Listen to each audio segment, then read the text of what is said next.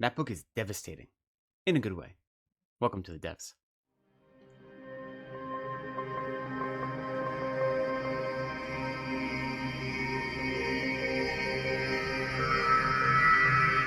Hello, welcome back to Reading from the Devs. My name is Lecton. Thanks for spending some time with me today. Today, I wanted to talk about books that are devastating, books that are hard to read, books that play with all of your emotions and leave you a blubbering mess when you're done reading them, and why we read those books. What's the point of engaging in art if it's going to make us feel all these things? And so, to clarify, today I'm not going to be talking about extreme horror or splatterpunk or generally disturbing books, books that are incredibly graphic or over the top and are designed with content to disturb you, to upset you, to disgust you. Like, those are not the kind of books I'm talking about today, though some of the books I'm talking about may overlap with those genres and subgenres, and some of them may be eliciting similar responses. But today, the books I'm thinking about are books that are designed to evoke emotional responses, but in such a way that they are offering a vulnerability and an emotional experience or an interior experience that isn't designed to manipulate the reader necessarily, but it has that effect. And sometimes those can be very heavy and overwhelming.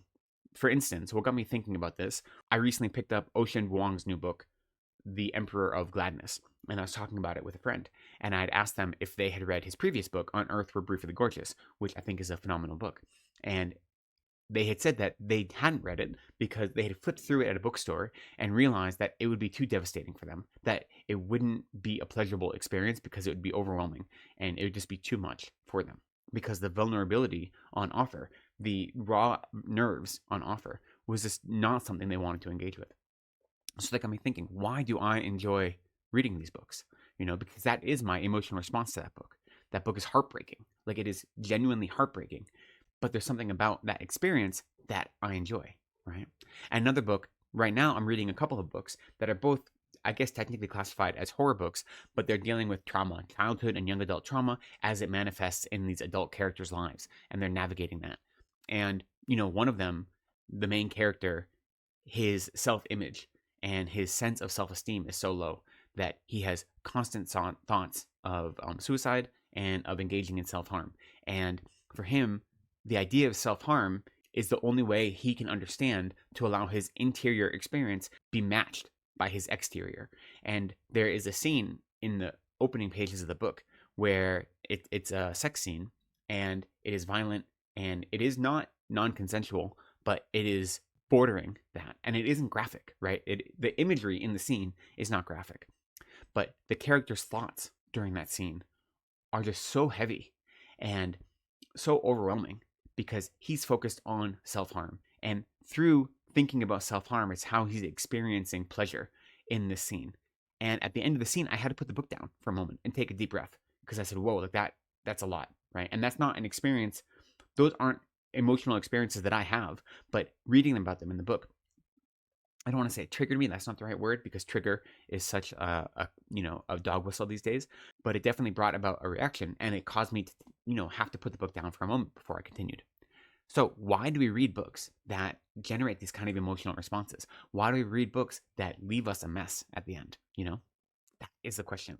And I'll say that to start with, I'm not afraid to admit that I get emotional with books, and I'm a crier. I will cry when I read a book or watch a TV show or a movie. It's, even sometimes when you can tell that they are intentionally being emotionally manipulative, sometimes it'll do what it's supposed to do and it'll get me going. And for a long time, I didn't want to admit that.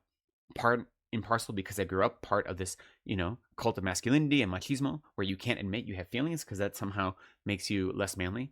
But also just because to admit that a piece of art was able to elicit such a reaction seems like a weakness almost, right? Never mind masculine or feminine or any of this nonsense, but it just seems like, how can this be happening?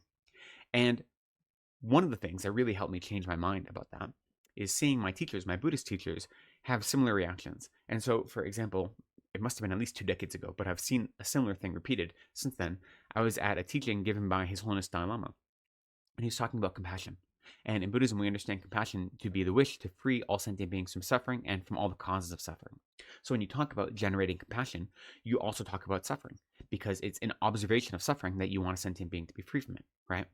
And so the Dalai Lama was talking about compassion, and he was talking about the suffering that sentient beings feel and how overwhelming it can be. And as he's just simply talking about this, it overwhelms him. and he has to take a moment, and he chokes up and he starts crying, and he has to pause teaching in front of tens of thousands of people for a few moments to gather himself, because simply thinking about the suffering that other sentient beings experience, not beings that he's close to, not beings that he knows, not people in his family, but just sentient beings in general, contemplating the suffering they experience, elicited this strong, visceral, emotional reaction in him. And so seeing my teachers have reactions like that gave me the freedom to realize that that's an appropriate way to engage in story, right? That is an appropriate way to engage in art, is to allow art to play with your emotions, to allow art to invoke emotional responses, and then to use those emotional responses to explore something about yourself. Having admitted that right out of the way, that I am a crier and I'm going to get emotional when I read a book or watch a movie or watch TV, there's still the question, like, why do we do this? Like, why are we interested in engaging with art that is going to have this emotional response, a visceral response, right? I think there's really one overarching reason, and that is that art gives us a safe space to explore an emotional reality that we either don't have access to in our everyday life, or we are afraid or unable to access in our everyday life because it may be overwhelming for us. So it may be that they are emotional experiences that are not similar to our own, right? They may be totally divorced from our own personal life experience. And therefore, in this art, it gives us a place to explore things that we wouldn't be able to explore otherwise.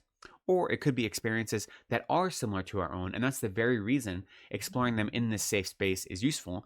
There's not only no judgment, but also no immediate consequences, right? So you can explore why a thing makes you feel a certain way, why things are triggered in you without being overwhelmed, without having responsibility towards other beings that you are engaging with at that moment, right? Without it stopping your ability to engage in your everyday activities. Art creates a safe space to look at yourself. It creates an opportunity to understand who I am and how I am and why I respond a certain way. Emotional realities or interior landscapes that might be dangerous for us to navigate in our everyday life. Art gives us a way to explore them without that danger, right? It's similar to why people like reading or engaging in horror in general, and why people like doing anything to the extreme, is because they like to evoke emotional responses in a safe space, right? And as terrifying and as over the top and as gruesome as some horror may be, and as visceral and as draining as some of these emotional books may be, it is still a safe space where you are free to engage with it on your own terms. You can step back when you need to. When you need to put a book down and take a deep breath, you're able to do that. So you have the bandwidth to tackle something in a way that is meaningful and constructive for you. I've talked on and on about how important I think books are and art is for as a means to learn something about ourselves, and how I think it's important to engage even in fiction or any art in general as a way to explore who you are, right? What are your values? How do you exist in the world? How do you relate to others? And I think there is a way to engage in any sort of art that allows that type of introspection. Even if it is, the pulpiest of trash art or high literature or anything in between. I think that depending on how you engage with that art, with that literature, with that whatever it may be, it's from your side that you can engage with it in such a way that allows a meaningful exploration of your own mind. And one of the ways I think this is useful as pertains to these kind of books is that in our everyday life, we are overwhelmed by our emotions all the time. And we act out of emotions as if they were truths, as opposed to experiences all the time, right? Whether that be overwhelming emotions of sadness or anger or attachment, whatever the emotions may be, we often react blindly, motivated by these emotions without even realizing it. How often have you engaged in a behavior and then afterwards say, well, why did I do that? I was not in control of my own mind at that time. And so in Buddhism, we say that you shouldn't try to just ignore your emotional reality. What you should do is really experience your emotions and then analyze where these emotions are coming from and are they benefiting you or not. And so for the most part, that kind of emotional roller coaster, we say, is not beneficial. And there are certain emotions we say that are never beneficial. So according to Buddhism, for instance, anger is never beneficial. There's no anger that'll ever be helpful. All anger does is destroy and cause harm to oneself and others. That doesn't mean it isn't understandable, right? But it does mean it isn't justifiable. Now, personally, Buddhism has a whole complex understanding of the mind and of different mental categories. And so I think there is a space for outrage. Outrage being the mind that sees suffering as a result of injustice and wishes not only to alleviate that suffering, but also to reverse that injustice, to get at the core root of what's causing that suffering. So that outrage, I think, can be justifiable, can be virtuous. as opposed to anger. Yet most of us take anger and outrage and we conflict them and we engage in both at the same time. And any actions that we engage in that are motivated by anger or other negative afflicted minds are always going to have negative results. Maybe not in the short term. It may feel very cathartic. It may feel very beneficial in the short term, but there'll be no stable long-term results that come from any action that is motivated by anger, for instance. So a lot of these emotions that we have overwhelm us and cause us to engage in behavior that we wouldn't want to otherwise. But what Buddhism says, and not only Buddhism, lots of other spiritual paths and people doing inner work, is that you shouldn't try to deny your emotions. What you should do is look at your emotions and you should see, where is this emotion coming from and why is it coming up for me? And what is this emotion doing to the way I relate to the world? What kind of filter is it putting over my experiences? But that's hard to do. Right? That's really hard to do when you're living in the world and when someone is pushing your buttons, or when someone cuts you off in traffic, whatever it may be. It's really hard to do. But when you're engaging in art, right? When you're engaging in literature, or as a Buddhist, when you're engaging in meditation practice, any of these things, it gives you an opportunity to really explore that inner landscape and say, okay, reading about this is really bringing this up for me. Where is that coming from? How is that emotion affecting my experience right now? Is there a way that when that emotion arises, what can I do to either circumvent that emotion or to serve as an antidote to overcome that emotion? Not to deny it, not to kind of pretend it's not there, but instead generate a counterbalancing force that doesn't allow that emotion to overwhelm my experience and to dictate my actions, right? So engaging in art allows you to do this interior work because it gives you an opportunity to engage with it without the same sort of interpersonal consequences that happen in real life. So it's one of the powerful ways that these books speak to me, right? Is that it gives you a space to do this inner work. So I'm not suggesting that art or literature is a replacement for therapy or is a replacement for inner work of any sort. But what I am saying is that sometimes engaging in art that is overwhelming, art that is designed to play on all your emotions, that is going to leave you a blubbering mess, engaging with that can be a tool, and it can be used in conjunction with other methodologies that you practice to really learn something about yourself in a meaningful way, right? But is that fun? Like, that's the other question. Is that fun? Like, why is that a fun thing to do? Or is that just work? And why am I turning toward art or turning toward my hobby, which may be reading, to do work? Can it be fun as well? I think it can be. I think this goes to similar to why people read horror and sometimes extreme horror, is for some people, and for me included, I find it fun to push myself and to see where are my limits, to see what is going to evoke some sort of visceral response in me. And now, when that happens, it gives me an opportunity to explore myself, to learn something about myself, to see how I might react in different circumstances. That's true. But that act itself of pushing my limits is an enjoyable experience for me, right? So that is something I enjoy doing. Not everyone will. Some people don't want to do that, and that's perfectly understandable. But so for some people, really turning up the dial to 11 and seeing what is my emotional response, how will I react in these difficult circumstances, that is a fun experience. I'll say also, I don't know if fun is the right word, but sometimes there's something incredibly cathartic and beneficial to these things as well, right? And so, for instance, On Earth We're Briefly Gorgeous by Ocean Vuong is a fictionalized memoir, basically, about being a refugee from Vietnam and what it means to grow up not only as a refugee, but as, a young queer boy in blue-collar Connecticut. And the novel is written as a series of letters to his mother, right? And even that is heartbreaking because his mother doesn't speak English. And so the whole concept that this is an exercise of ripping himself open to his mother, showing his mother all of the things that he needs to share with her. He's desperate to show this part of his life with her, to show not only how meaningful she is to him, but also all the other complicated emotional experiences and relationships he has. He needs to give this to her, but the only way he can do it is in a way that she'll never be able to understand it. That format alone sets the scene for like this very tense emotional story, right? And so as someone who grew up with a difficult relationship with my mother, my relationship with my mother and my family is very dissimilar to his. And yet, seeing him explore that relationship and seeing him explore his status as a young boy, as a refugee, as a queer kid, dealing in an environment that doesn't accept him, right? That is pervaded by loneliness and is pervaded by reaching out to others but never finding the connection he's looking for, that is something I can relate to, even if the experience isn't the same as my own. And so reading that book Yes, it was devastating, right? It is heartbreaking. Yet there's something about it that lets you feel seen, that lets you say, my experience isn't my experience alone, right? My experience is something that is shared by others in some way, shape, or form. And there's something about that is really uplifting.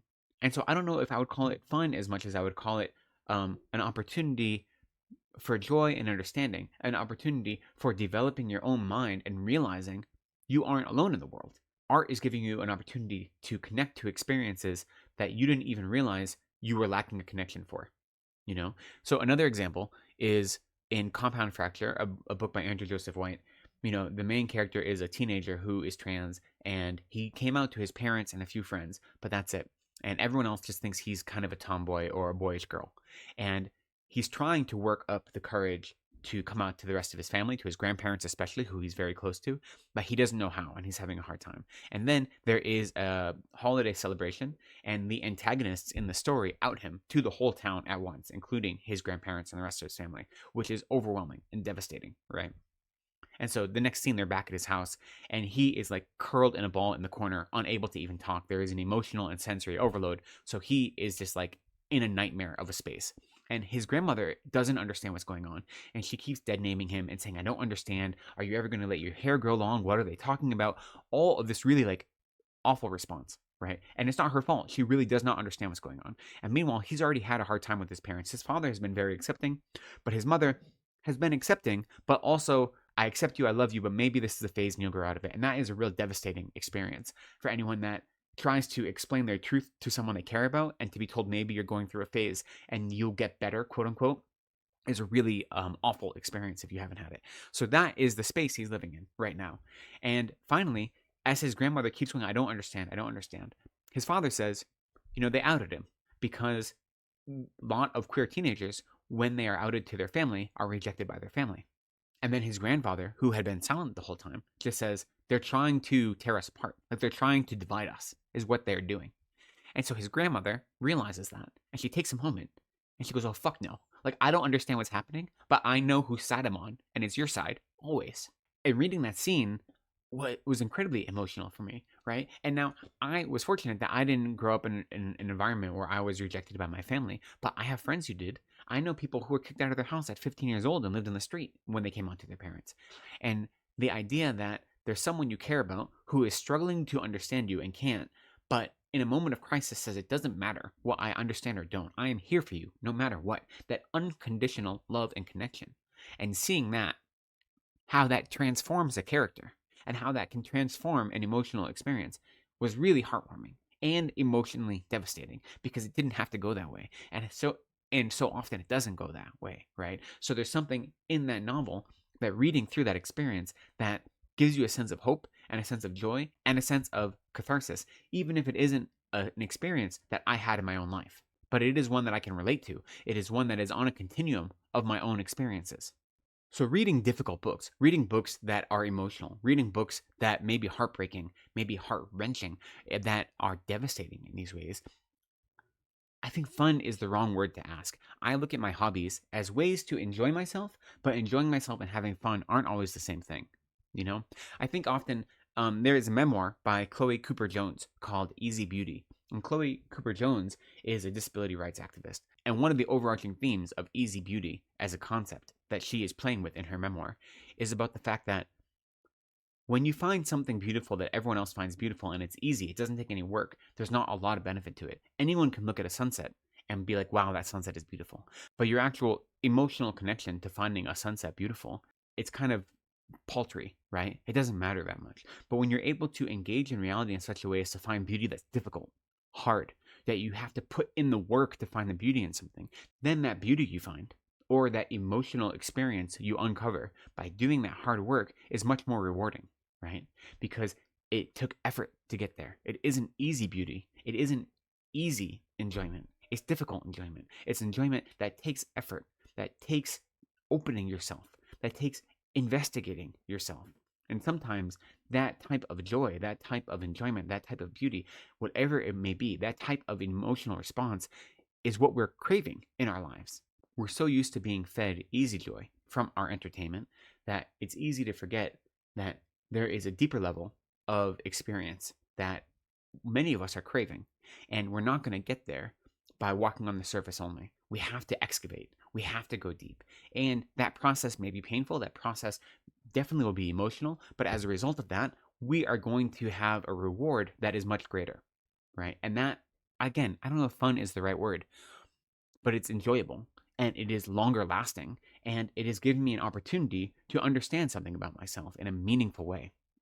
Okay, at this point, I'm going to be going in circles. So instead of rambling on in circles, I personally find it beneficial to read books that are emotionally devastating, that may be triggering, that may be dealing with traumatic experiences I've had in my life that may be triggering those, because literature and art in general, I find it to be a safe space, an opportunity where I can navigate those emotional landscapes without being overwhelmed by them, because I have the opportunity to put the book down, to step away, to turn to something else.